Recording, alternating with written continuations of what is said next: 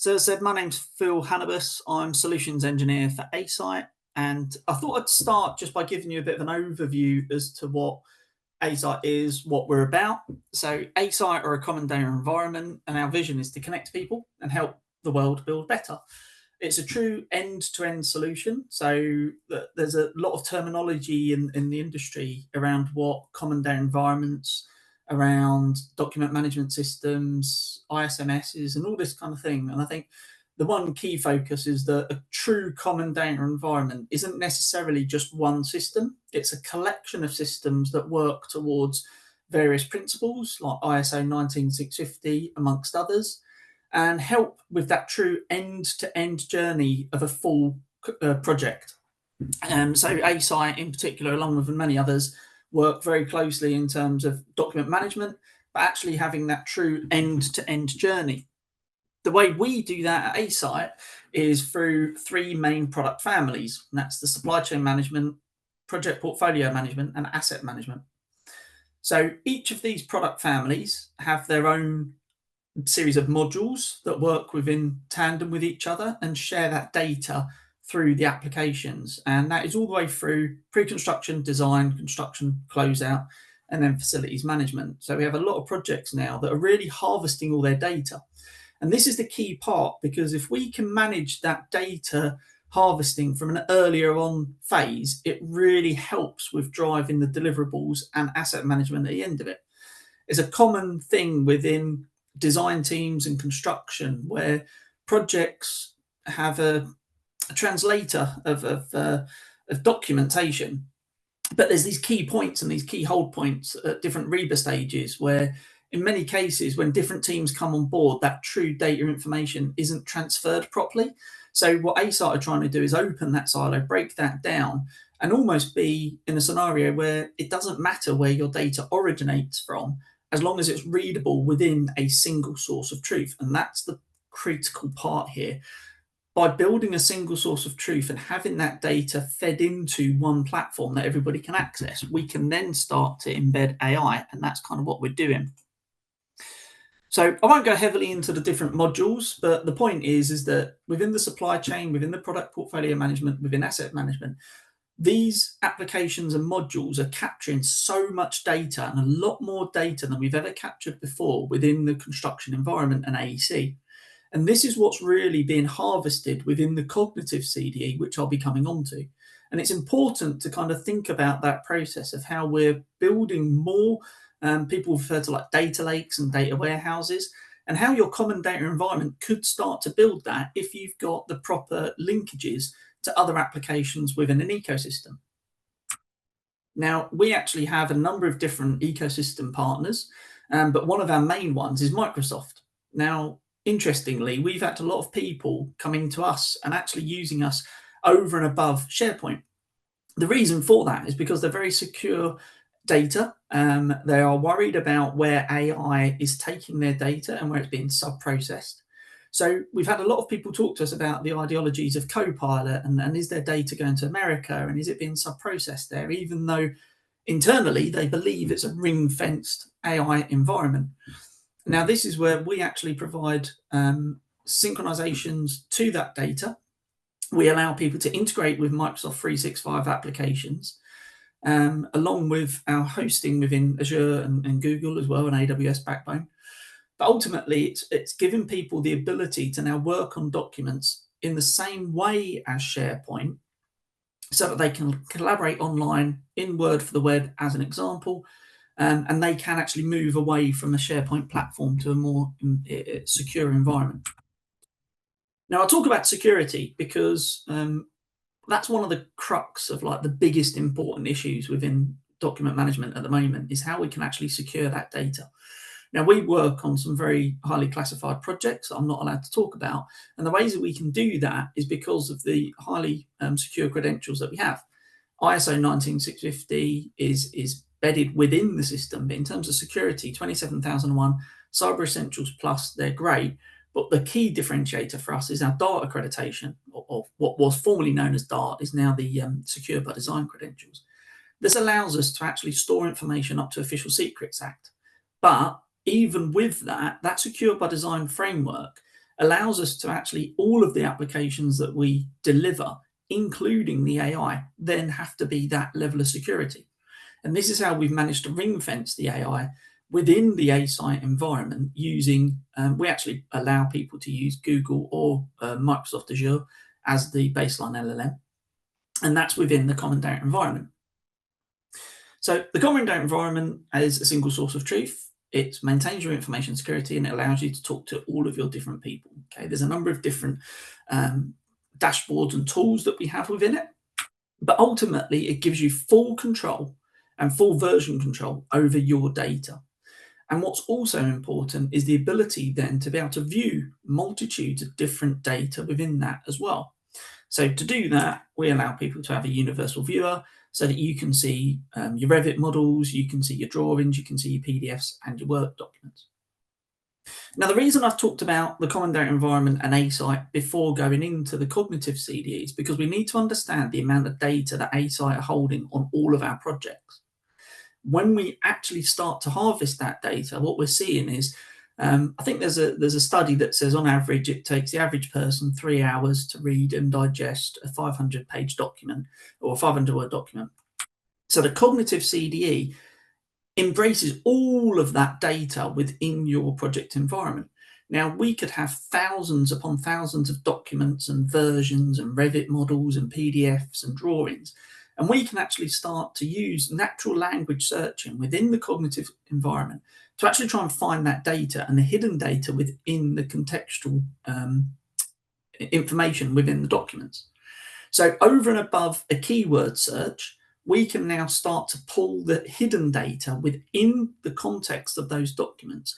And then we can start to do some really cool stuff. So we're looking at the ideas of building the cognitive CDE as an umbrella with a series of AI agents. Now, the marketing people asked me to talk about the orchestra. And if you imagine an orchestra on stage and you've got all of these different strings and winds and percussion, that could be a series of AI agents that we build within ASITE. Now, we're partnering with a number of different clients at the moment to showcase how we can do this and talk about all the different themes of what we could do. But this is where the art of the possible comes in. How can we take that data that we've already got, use it in a much better way, and what can we build into the cognitive CDE? So we're looking at things like room identification.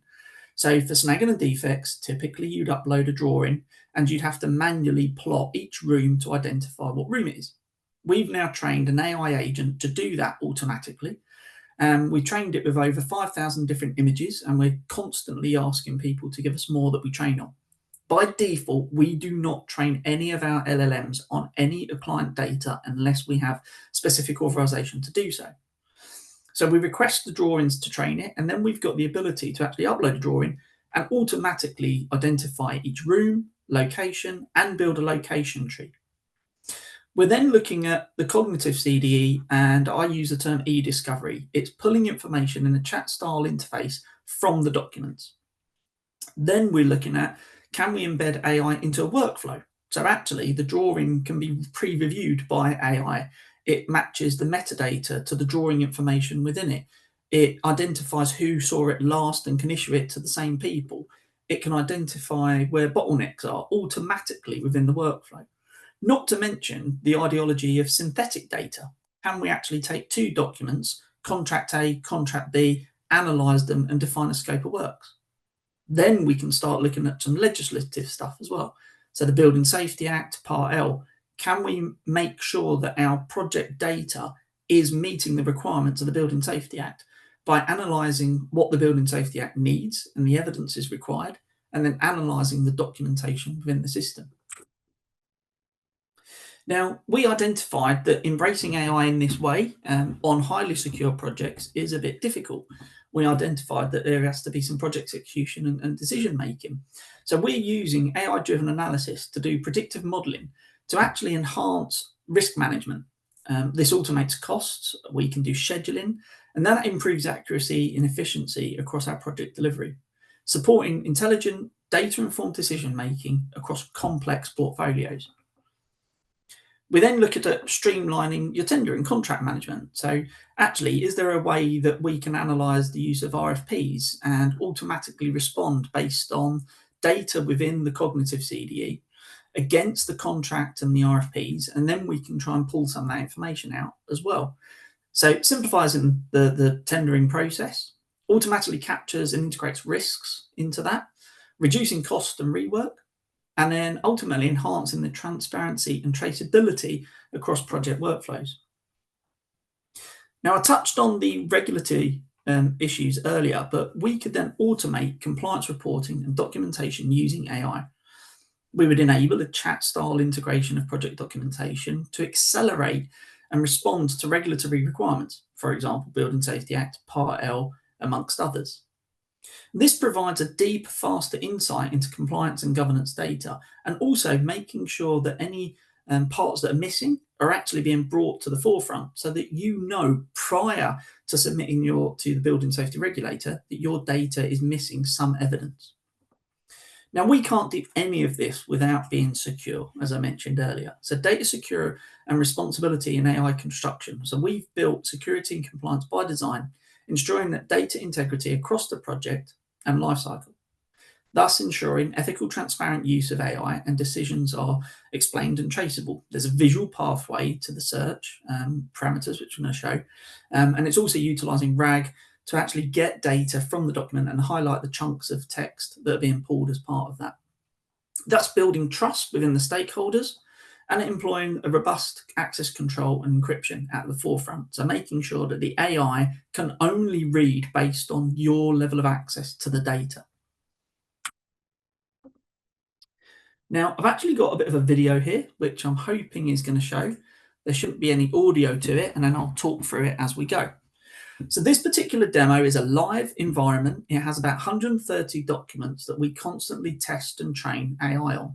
It includes some Building Safety Act documents, some Part L documentation, and it also has some documentation about A-Site in whole. So what this is doing is it's now taking those 130 documents using Google in this example to actually analyze which of those documents are relevant to the search. In this case, what is a HRB or high-risk building.